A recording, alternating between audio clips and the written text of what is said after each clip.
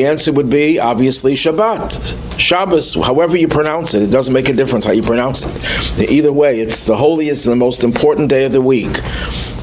It's the day when we are much closer to truth and to God. But there's also an advantage to the 6 days of the week, and especially Friday.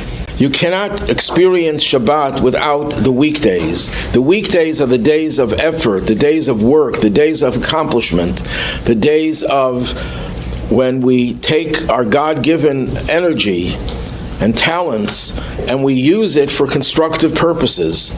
Because God didn't want a world in which we come into this world like we're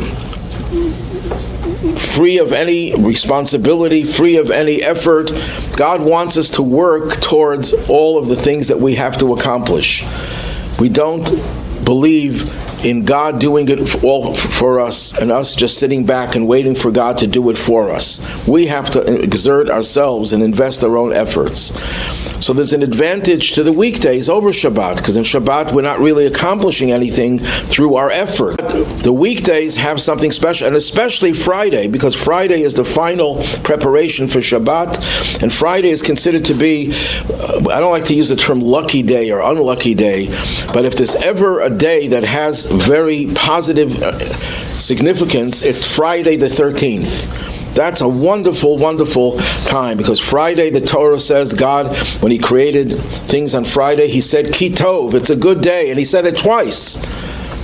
Because Friday is a day when the world reaches completion and perfection. It's the world that God intended it to be, with all the resources that are necessary.